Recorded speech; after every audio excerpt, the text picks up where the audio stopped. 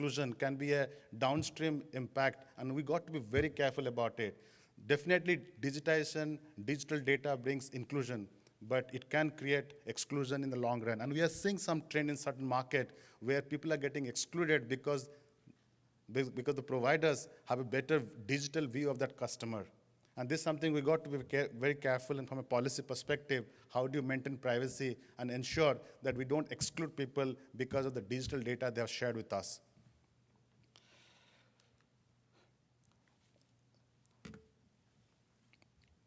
I may say something which may not be appropriate in this forum. I hate the word white paper. It's really challenging for me, because if it comes to policy making for technology, if you build a white paper around that, it will take you 3 years to come out with a white paper by the time the technology has shifted. And the policy outcome of that white paper is meaningless, irrelevant. So one thing we did in Singapore for last 2 years, again, how to shift policy making through experimentation.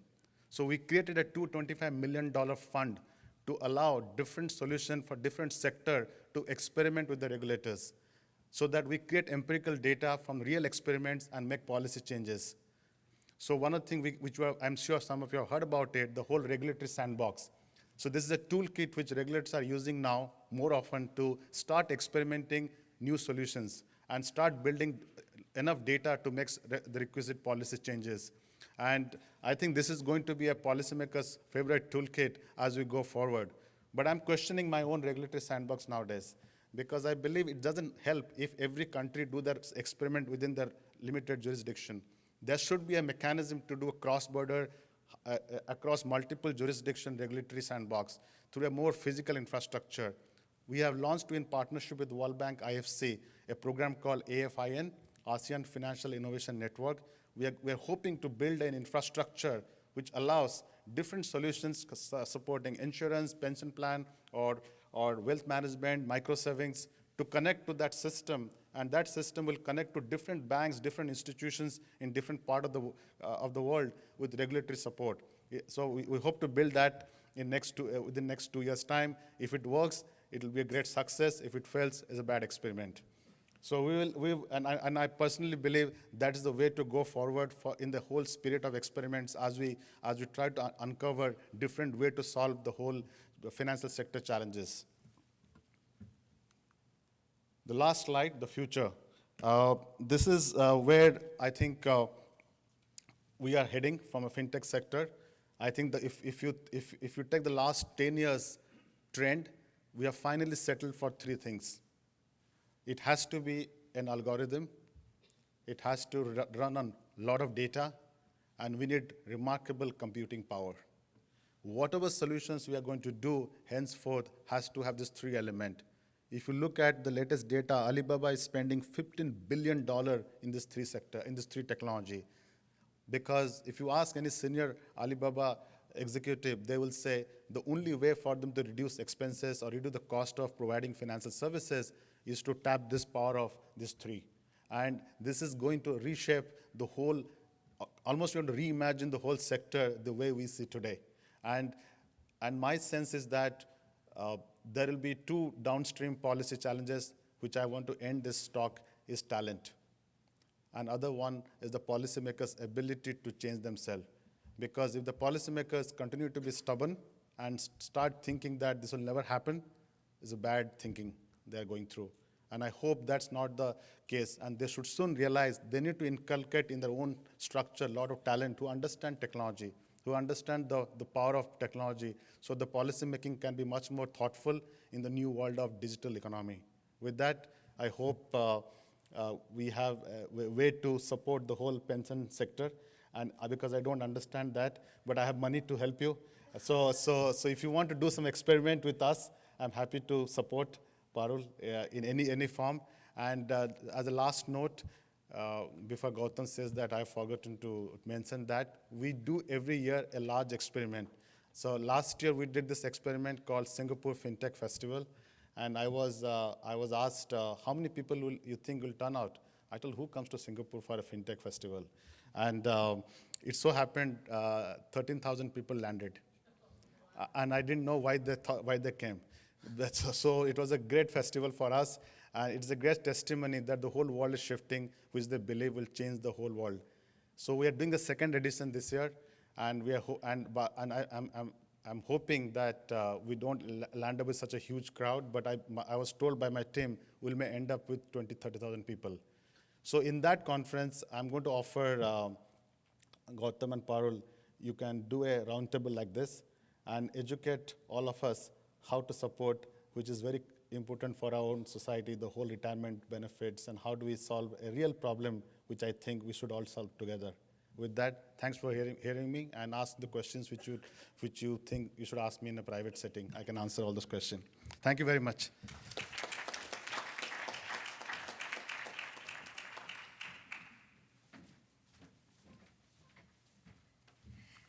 Thank you for that, Supnandu, and that's also an open offer of air tickets to Singapore for all in the house.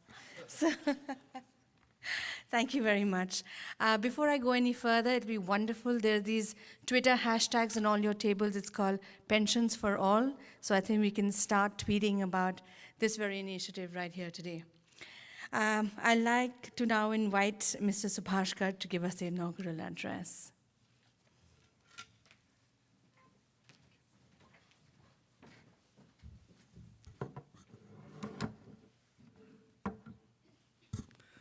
Good morning to you all. I'm very conscious that I'm amidst the experts, the people who know every bit of the pension. And now we're also getting into the Fintech experts. Thank you very much.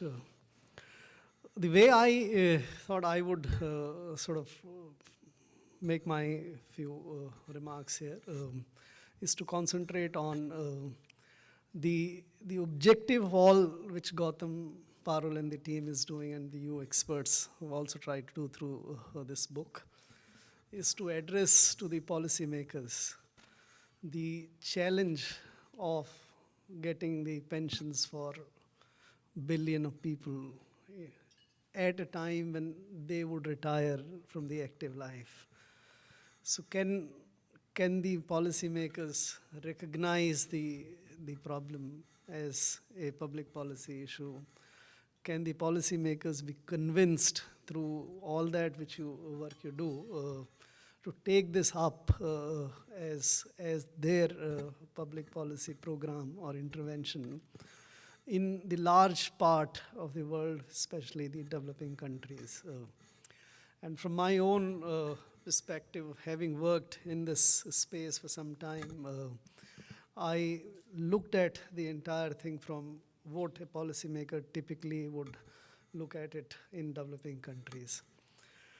Let me tell you that this is a real challenge. It's not sexiest topic. One of the issues of pensions, thinking of 30, 35 years, 40 years ahead, for a population which lives either in poverty or very close to poverty, which does not have the resources to save for them. They don't have resources for even their consumption. And trying to work out something for them at a space which is after 30, 35 years is the real challenge. So what policymakers tend to do in this space, I can quote from the example of India, Indian states and all. For the policymakers, this problem, which is 30 years, 35 years ahead, is not as pressing as you would like it to imagine. For them, the elderly who are today in this space and who are living in a state of penury without support, for them that sounds to be more closer to a challenge which they should face rather than the challenge which they, and this is a real one. I come from a state of India called Rajasthan. We ran a massive program to support about 6 million people who are poor today, and that used to cost me roughly about 500 million rupees, dollars in that one state alone. Now, if you think that you need to care for those people about 30, 35 years when you have a problem, it sounded something which is a little far off. We should care later, not now. But this issue is not something which can be avoided. We must recognize. So the challenge to my mind, to the experts, is what can convince the policymakers to recognize that this is the segment which you need to. And there I find a lot of arguments which have come up in the book. It's not easy. It has to be. The other aspects which come in the way when the policymakers decide about any future pension program is its fiscal implications, its financial design in the world which you are living in a way where it can be sort of presented in a way to make people excited. It's not the policymakers alone who may not be as excited about this space. Even the people you're trying to reach, the population, the young of today, which earns hardly sufficient to keep its soul and body together, they also need to be sort of excited and convinced that this is something they should invest on. And that is another challenge which need to be addressed. Many young people don't really see 30, 35 years ahead. Although they're living in a world where they see a lot of old people suffering from the consequences of not having saved enough in their age. Other social security measures having or collapsing before their eyes, the family level security and other things. So they do see, but they don't recognize that as such a big issue for them, which they should address. So we need to target them. In today's world, when the savings are not really earning enough, the interest rates are falling so much. In the developed world, we see virtually negative rates or very close to negative rates. And in the developing countries, also the interest rates are falling. So what can convince people to save enough which can earn them a decent pension is another challenge which need to be addressed when you design the solutions. And finally, to my mind, the big challenge, the fiscal implications. As I said a little while earlier, for politicians or policymakers, giving something for the present day poor is far better. We don't really know when you take a call about 30, 35 years later, how much should you guarantee, should you provide, what kind of support you should provide, should you give contributions and to what level, and in the interest rate scenario which you can't predict for 30, 35 years, can you guarantee enough to make a decent, we in India have tried to do all these things. We guarantee, in fact, under our major national scheme, which is there, we guarantee a rate of interest to the people who save. We also provide some initial contributions to them. But we all looking at this in a where future is not very clear. We don't know what kind of fiscal implications these would be ending up. And when you expert try to convince, this is something which does not get completely convinced. And the last thing I think in the policy space is what Mohanty was referring to, the Fintech. That also most policymakers, you rightly said, don't understand. You said you don't understand the monetary policy, but the policymakers don't understand the Fintech. And it's and that bridge, that gap has to be bridged. It's evolving so fast. It sometimes challenges you. What do you... Gautam started working with dongle to reach remotest part, but by the time I think that solution stabilizes, something new is coming up. In a way, what we see is that the Fintech today is evolving into more convenient. more transparent and more reassuring way. So today, even in the developing countries, anyone who wishes to make contribution to a pension scheme can really see, can make it very, payment systems are matured excellently well using the fintech solutions and all. So people can see their deposits being made very clearly. They can keep the account of their accumulations, what they are earning and all. So that sounds convincing, but bringing those technological solutions right at the last mile in rural areas, where are these people who are there, who are poor, large rural areas, remote areas and all. So I think these are the challenges which need to be addressed. You guys know every bit of the pension space, but the dialogue has to framed in a way where you're talking to the policymakers who also understands. And I think this book, which the incredible work which this book does, I think it comes up with those points of dialogue where if you use them appropriately, the policymakers can get convinced. This is a real thing. This has to be recognized. This is something which can't be avoided. And any sensible policymakers would and must try to address this issue, bring up in every country a scheme or a program which can provide a good chance for the retirement time savings, enough of pension at that time. Difficult to say what is enough 30 years later on, but that's a real issue which need to be addressed. I am very conscious that the book, while it makes extremely valuable contribution, will perhaps not be enough to do it on its own. You would require passion and the commitment which people like Gautam and Parul have. I've seen him working for the last 20 years, virtually madly in a space where not many people get excited, as I say, but has succeeded in building a very good system in the country which addresses, not fully, but to some extent, this big issue.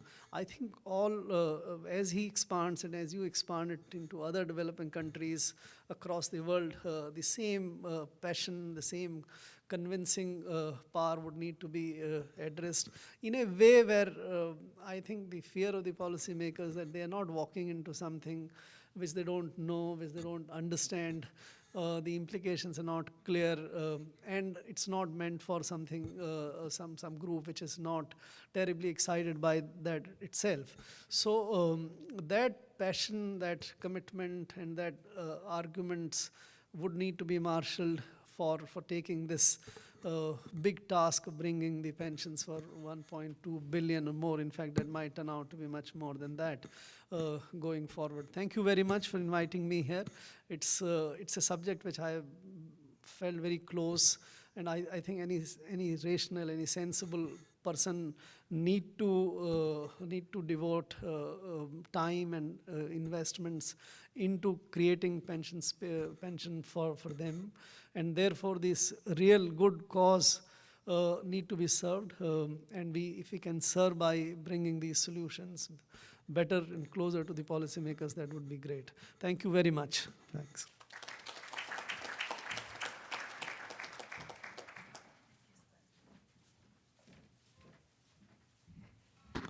Thank you, Mr. Garg. Before we go on any further and we launch the book next, this would not have been possible with a lot of people in this room right now who have contributed towards the book. So Gautam and all the authors present here, may I please request you to come on stage and help us to inaugurate the book. Come on, you know who you are.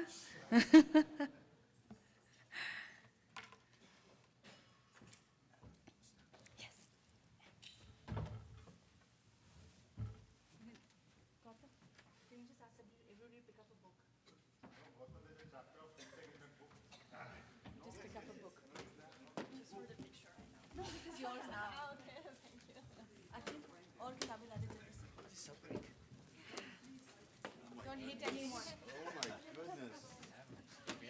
Do not hit anyone. I should have brought authors get one more copy. So, you have to open yours. We'll then. open ours. Yeah. You can close it.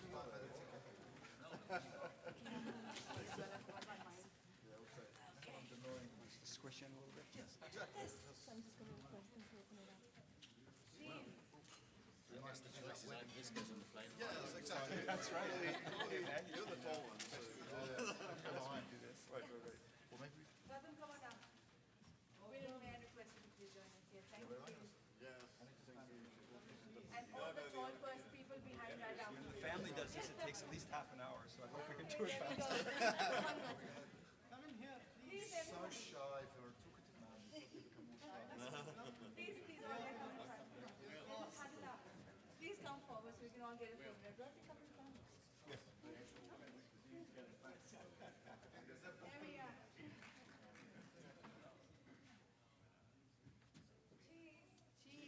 Achin, where's your phone? Yeah, click. Okay.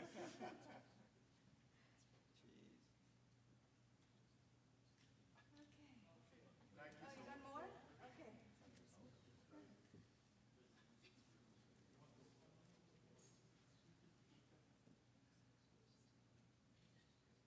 Thank you. Thank you very much.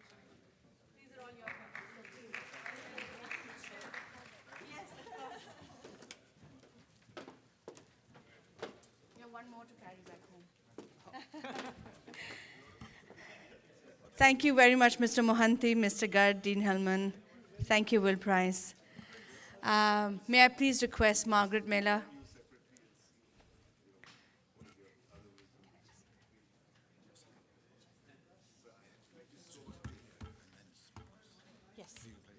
Yes, I will. We have a message from Mr. Raghu Malhotra, who is the president of MasterCard. He unfortunately couldn't be here today, but he sent us a message that I would request Sachin to just play out for us, please. And we can then line up for the next session. Come on in, Mil. Yeah. So just like a 2-minute video that Raghu wanted to share with us before we get on to the next session.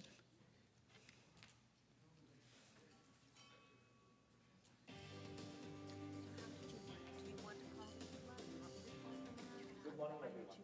Congratulations on the unveiling of the book, Saving the Next Billion from Old Age Poverty. I'm sorry I couldn't be with you today, but I'm thankful to Pinbox Solutions for putting this all together. As I travel around the world, I constantly hear about micropayments. A word I seldom hear is micropension. As our population ages, more and more people need to be aware of what micropensions are all about and what they will do for our world of tomorrow. It's something I personally believe in. It is something my company MasterCard strongly believes in. We believe in doing well by doing good. You will constantly hear us talk about financial inclusion. Micropensions is an extension of the financial inclusion work we do around the world. Today, 1.2 billion people are excluded from the formal pension sector around the world, especially in Asia, Latin America, and Africa. Today's event is a wonderful platform for policymakers, influencers to come together and create awareness as the very start of this journey. Over the last 50 years, the gap between the rich and poor has widened. This cycle needs to be broken.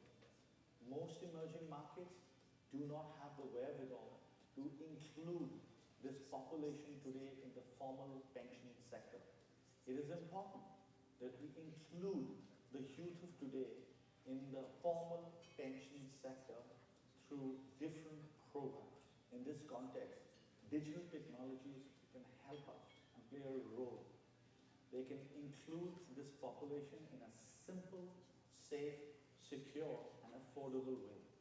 It is not just about inclusion. There is a whole cycle that we can start by having inclusion done digitally. Imagine somebody who actually starts to participate in a formal pension scheme. Because it's in the formal sector and you get to see the flows, you will start to see micro-lending take place to individuals, SMEs, and that will spur the economy on to do more and better things. By using a fully digital approach, banks and pension funds can include 3 billion underserved and unbanked people. The first step of this journey is collaboration. We need to collaborate together to commence this journey. We at MasterCard have some great examples of collaboration from across the world. I can think of 2. One in Kenya, where we partnered with the Kenyan government for a financial inclusion program, and another in Rwanda, where we're looking to include 90% of the population by 2020. I think it's important for me to talk about the second step of this journey, and that's awareness. Today is a great start to the journey of awareness.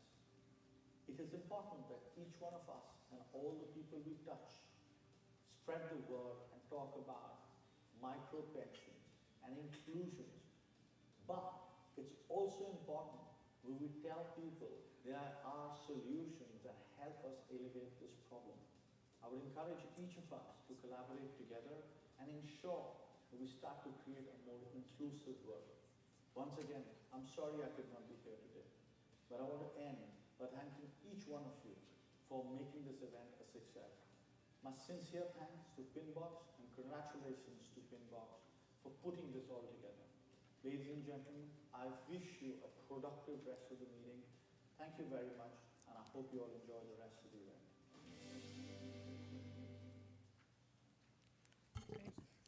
Thank you. My name is Margaret Miller. I'm the Global Lead for Responsible Financial Access at the World Bank, and it's my honor to be here today with you on this very exciting panel. I'm very much an enthusiast of digital financial services and agree with Swapnendu's comments earlier that the discussion of are we or aren't we or shouldn't we move to kind of the fintech digital solution is really beyond us, and that's part of what makes this so exciting. So if I could ask our panelists to please come up and take the stage. We have 5 illustrious panelists, and I'm not going to speak too long, but while they get up here, and please bring your name card if you don't have it, and just take 2 or 3 on each side. I'll sit in the middle to be able to see everyone more easily. So I have just a couple of opening comments about things that I hope we'll be able to address during this panel. One is I hope that we'll be able to look at some granular insights about how this topic really differs when you're thinking about people who may be just at that level of meeting basic needs, maybe even not meeting basic needs. A lot of our research at the bank suggests that a very sizable number of people, not only in the lowest income countries, but even in sometimes middle income countries, are borrowing on a regular basis just for food. So, how does long-term savings fit into that kind of a dynamic? Also, I think we're going to have some people that are going to want to discuss the issues around investment planning and what do you do when you don't have a really well-functioning capital market, which is often the case in especially lower-income developing countries. What's the role of insurance alongside pensions, especially health insurance for catastrophic health issues that often deplete any savings that people have? I noticed that Joel Hellman, in his remarks, mentioned the issue of gender, which is very much on our agenda at the World Bank. And not only do women, live longer and stay out of the market, there are some specific issues for women around financial inclusion that have a relevance here. They don't have the same access to technology that men do typically. They don't have cell phones. They don't have access to the internet to the same extent. And something from, I'm guessing many of you are aware of or familiar with our global Findex data. We're in the field right now collecting those data, but the 2017 wave, some of the early insights from that have to do with gender and the fact that some of the really persistent gap and areas where we need to do more are women who are not formally employed. And that fits in very much to the discussion today. And then finally, I wanted to just mention a couple of things around maybe what one might call the soft side of this, financial capabilities, social norms, the trust that people may or may not have. How can you make it so that people see, having a pension, taking out these kinds of long-term pension insurance kind of products as something that's the kind of the typical or the expected thing to do. I noticed that somebody mentioned, and I'm forgetting now who it was, but the 3 to 20% growth, maybe that was Will in his remarks, is that right? And in just a few months in a village for pension take-up. It'd be really interesting, what was that? Was it that all of these people all of a sudden did the calculations and sat down with an expectation of how long they were going to live and the interest rate and decided it was the thing to do? Or was it that there were influencers and community groups that made this the right thing to do, the socially appropriate thing to do, the comfortable thing to do? So how can we really think about what's needed to get people on board? So with that, I'm going to move over to the middle and very briefly introduce our panelists, and then we'll go through in the order that we had them on the list, I think, in terms of just a few opening remarks, and look forward to a really lively discussion and involving all of you as well.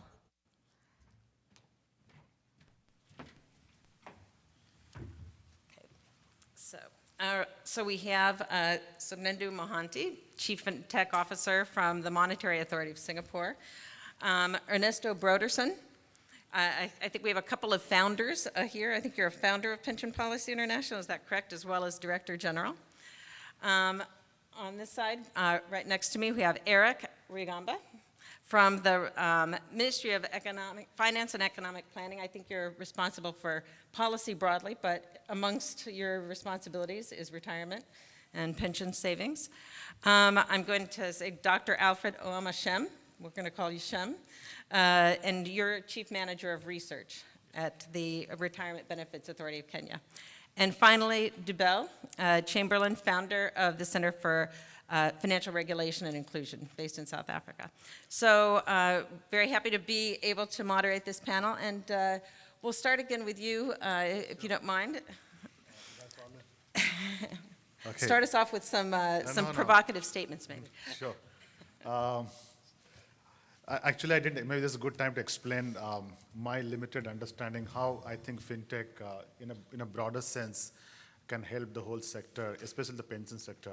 I think if I broke down, if I kind of break down the whole infrastructure into three parts, there's a distribution onboarding side, and there's a pricing side, and there's a benefit transfer, the whole life cycle.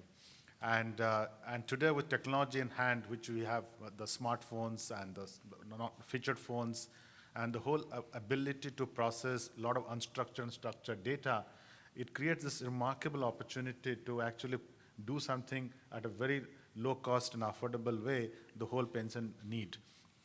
And again, my argument is that maybe we are kind of running ahead of ourselves.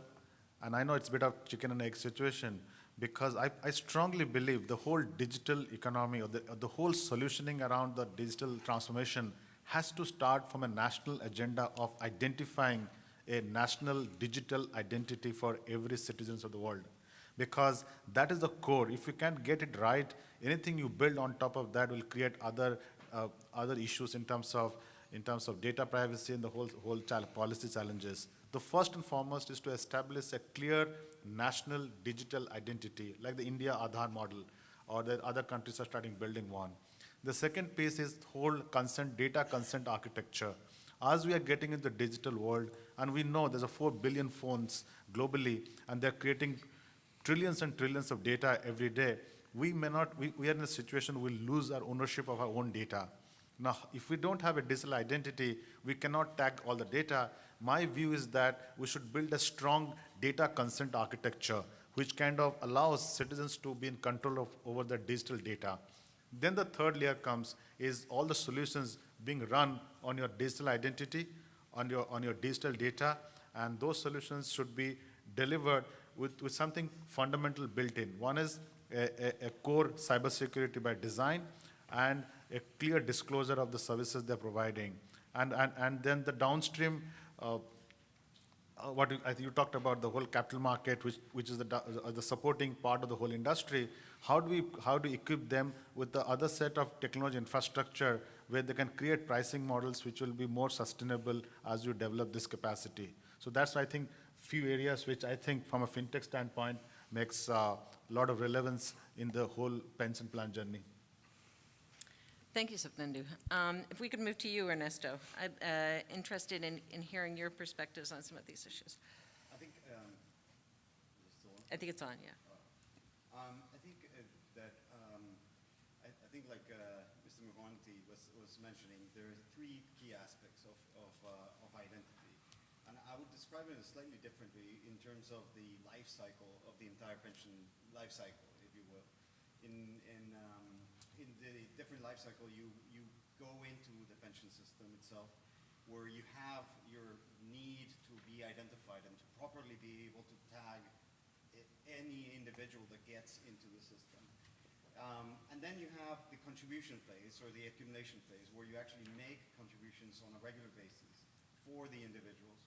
And those need to be very accurately identified in order to make sure that information is flowing to the right accounts, to avoid any concerns on duplicity of accounts or invasion of accounts that exist in the system. But also, the last and probably the most critical part of the system is probably the payout phase as well, which you also have to be very accurately be able to identify an individual to be able to pay out the benefits to any individual. I think that to have all these three basic core services that stand out as a pension system, which are critical for formal pension systems, but probably even more significant in pension systems that are more targeted towards an informal sector pension, where you have to reach more towards the bottom of the pyramid, where you have to be able to access and make sure that the system is efficient. I think Will was mentioning efficient, secure, and sustainable. And you definitely need to make it efficient, but also from a sustainability standpoint, you have to be cost effective in order to be able to do that. That together, without a national ID ecosystem that has to have